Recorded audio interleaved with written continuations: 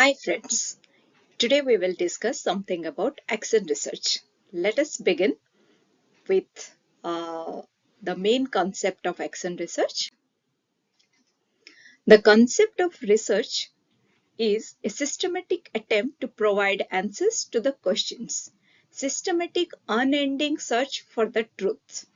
It brings to the light new knowledge or corrects previous errors and misconceptions and adds in an orderly way to the existing body of knowledge.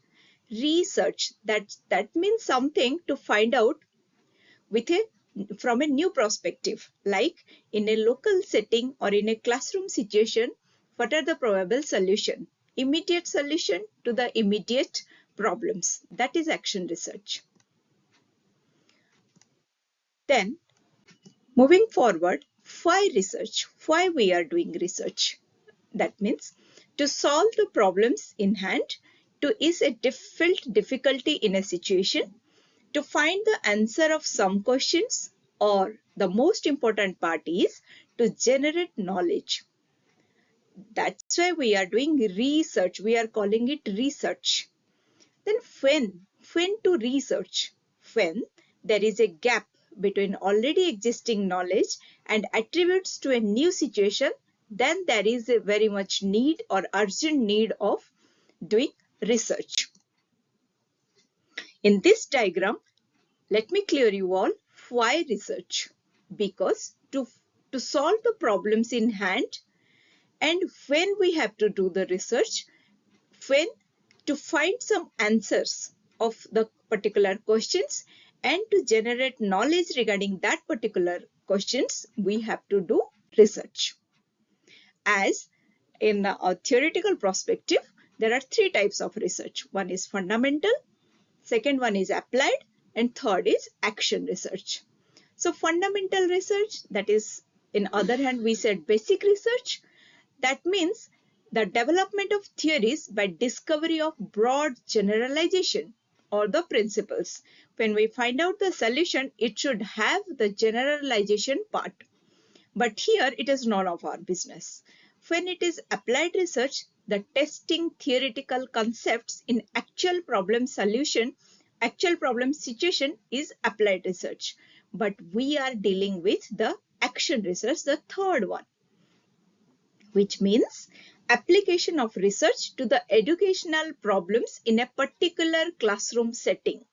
That means immediate problems, immediate solution, and that is in hand. It is the application of research in to the educational problems in a particular solution, particular classroom situation, then it is called action research. So this action research or project is taken by the teachers, by the CEO of the institution, by the administrators to give immediate solution to the immediate problems. Practice-oriented research done by the professional to improve their own working, their immediate workplace, and systematically, carefully, by using the techniques of research, we are doing this action research. Action research is focused on the immediate application, not on the development of theory.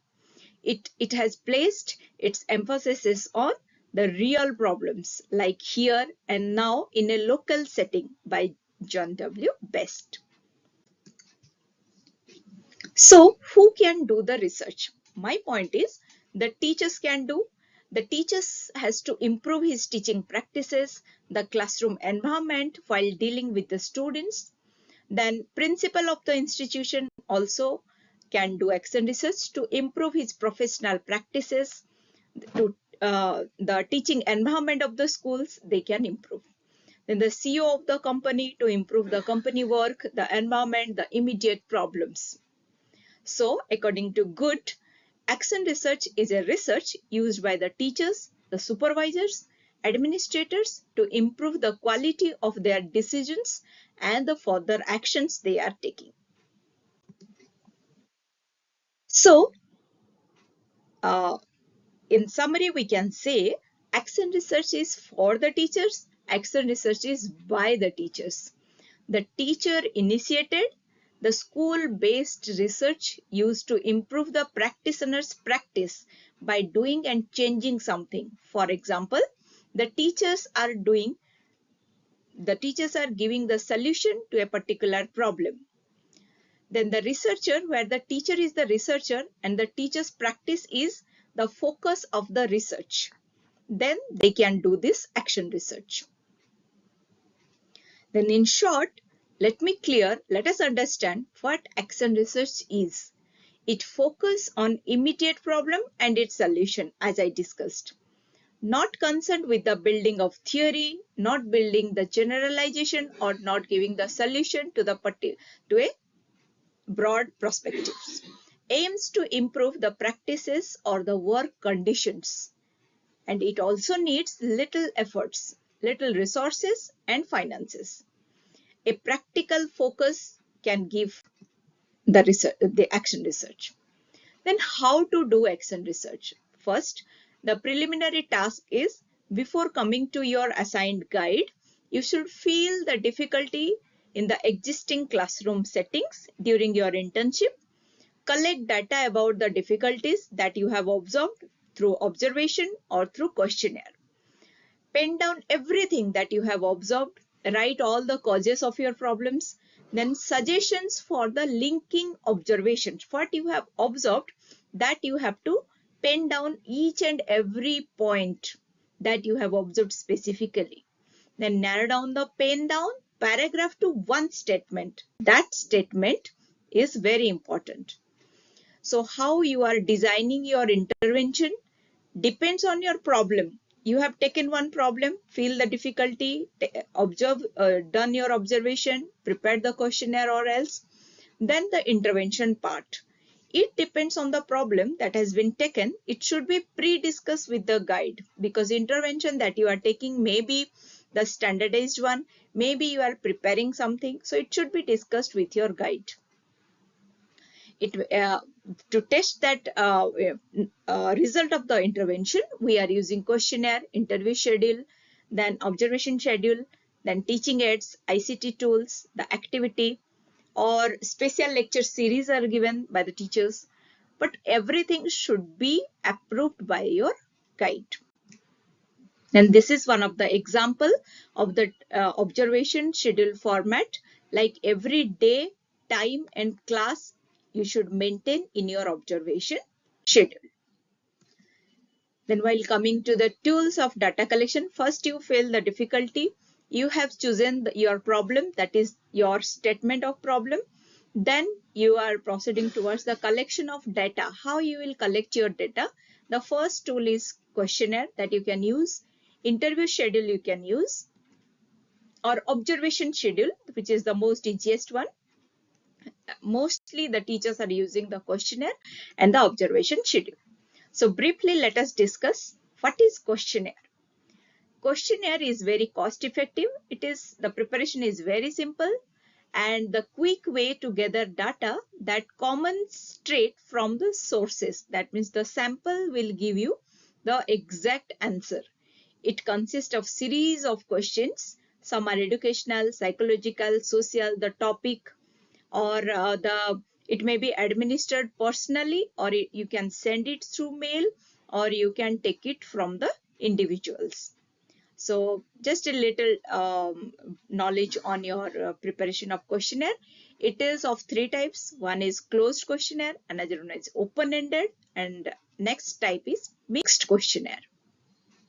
But in briefly, I can tell you how you will construct your questionnaire. So there are some points you should keep in your mind while preparing the questionnaire. Decide the information required. Define the target respondents, which are your sample. Decide on question content, how you will write the content. Develop the question wordings. It should not be a vague one, or irrational words or inappropriate words you cannot use. Then put question into a meaningful order or format. Check the length of the questionnaire. It should not be very lengthy. Pre-test the questionnaire and develop the final survey form. So there are some guidelines for framing a questionnaire. we are telling ki prepare a questionnaire. I have prepared a questionnaire, but we should follow some norms and little basic things we should keep in our mind while preparing the questionnaire. Make it appealing to the eye and easy to complete. It should not be very lengthy one or difficult one, incomplete questionnaires. Number of questionnaire items, number of pages. Then put the study title in the bold type on the first page and top of the page. Then include clear instruction to whom you are asking question, or this is very confidential, the researcher will not disclose this data, it will be only for the purpose of research. This kind of statements you can write in the beginning. And if possible, write one example, put a tick mark against yes or no, like that. Then group into logical coherent sections and avoid putting important items at the end of the long questionnaire. You have to maintain the sequence of the questionnaire in such a way so that the respondents can respond it in a very easy and within the limited time period. It should not be at the end of the questionnaire. Then word questions as simply as possible you put. Then use a familiar language. Don't use so many ornamental language or very simple language. So which we are very familiar to it, you use that kind of language. And we have discussed many things about the framing of questionnaire. One important thing is avoid using words with the defined meaning such as passive, liberal, and conservative words. Then different meaning and different people, you should not ask that. Avoid emotional words. Be careful with the use of abbreviations. Avoid using hypothetical questions. Then ask for necessary demographic information. Don't ask too much demographic information. If required, then ask such questions. So while framing the questionnaire, you should keep all these points in your mind. Then a researcher can prepare observation schedule. Observation is a term which means looking or watching and the event or the person with a purposive intent. Or we can say observation is the way of gathering data by watching behavior, by watching events, or noting any physical characteristics in a natural setting. Rather, I can tell you it is of two types. One is overt behavior and another one is covert observation. Overt observation is that everyone knows ki they are being observed, and covert observation means no one knows ki they are being observed. It's undercover. Then how you will plan for the observation. First point is focus. Your focus, the design of the data collection, like recording sheets or any open-ended field notes you can prepare. Then your time must be recorded appropriately in the observation schedule. This is one example. Suppose you are giving an intervention activity or anything in the class, you should record it properly. Like Monday you have done, Tuesday, Wednesday, Thursday, Friday. If a 5 days activity, 5 days observation you are taking, in which class you are doing the observation and what are the time period. It is maybe for 30 minutes, maybe for 10 minutes. So you maintain that time period. Then interview schedule is also very important. It's little similar to questionnaire, but it is different from the preparation point of view, from the construction point of view, administration and interpretation, though it is same. But interview is like it's a schedule or it's a device. It's a set of questions which are asked and filled by the interviewer in face-to-face situation with the respondent. You cannot send like front to front, you can take the interview schedule. Then next part is your writing the literature of review. Review of related literature, though it's not that much technical as the PhD thesis and MPhil thesis, but here at least we have to mention 4 to 5 review of related literature which are related to the problem. That means From journal, you can take the reference from newspaper, from different articles, magazines, textbooks you can take, or any websites or e-journals are available in Tyler and Francis Springerlink.com. There are so many all e-journals are available. From that you can collect the review related to your problem. So how to write? There is a fixed format of writing review of related literature. The surname of the author, then within bracket the year of publication, stated that, found that, or revealed. In that way you can write. And always remember, arrange the newest study to the older one. First write the newest, for example 2020-22, then 20, then 2019. In this way you can maintain the order. This is one of the example. I have taken the reference from a different slides. That is how to cite a book in the print. Suppose its book is in a print format, you have to write in a different way. Author name, year of publication, title of work, publisher city. Like it is called APA format of structure. We are maintaining this APA format while preparing any research paper, or in PhD and MPhil we are following this APA format. So the example is mentioned here. You can refer this example while writing the references. In the same way, the example is for citing the journal articles which is in print, publication year, then periodical title, volume or page.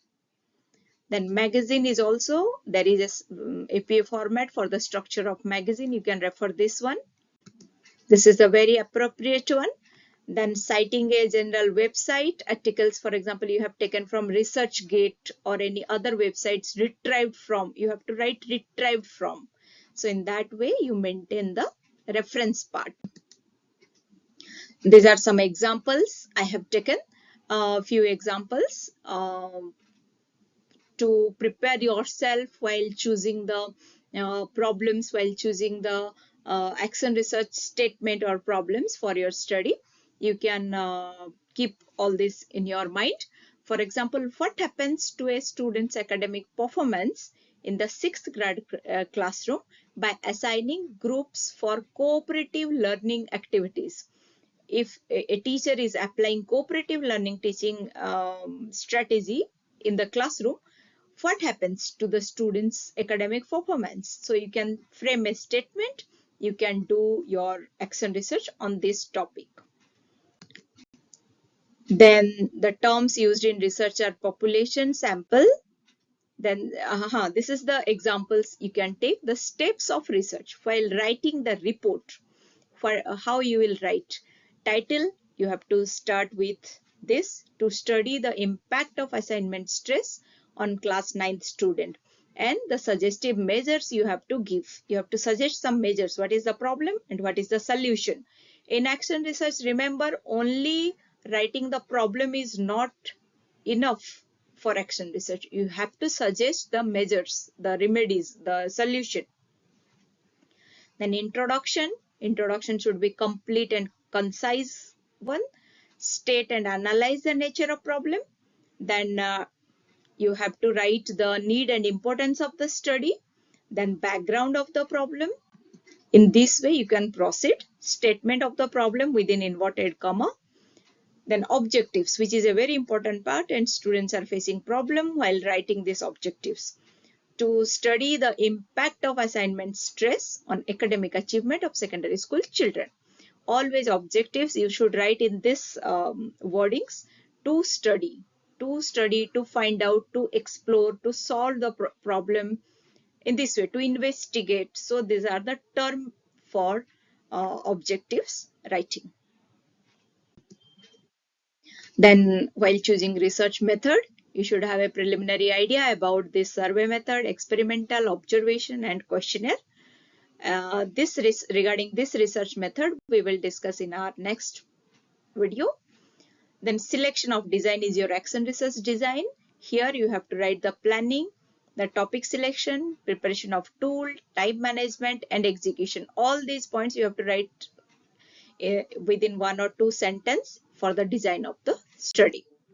Then sample, in which school, which standard, which grade you are taking, that you are writing. Then evaluation, you can do in this way: pre-intervention, intervention technique, and post-intervention.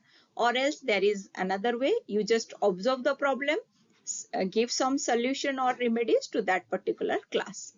Then data analysis, interpretation, if possible do it question wise.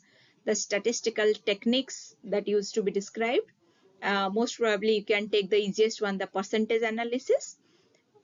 Yes or no type question, only percentage analysis is the best mode of doing this statistical analysis. Then graphical representation of the data, mostly pie diagram you can put in your project report, where you can that pie diagram can depict the whole situation. It will show how graphically your data has been represented. Then implications of your intervention. And finally, at the end, you have to write your reflection. This is called your overall conclusion part. After writing scope, you have to conclude with your overall conclusion and the reference. As mentioned, by APS style of writing reference, you have to follow. So step by step, when we are doing this action research project, it is very easy one. The steps you should follow what I have mentioned. Accordingly, you can do your research in a natural setting in the classroom environment and write the project in a very appropriate and systematic manner as mentioned.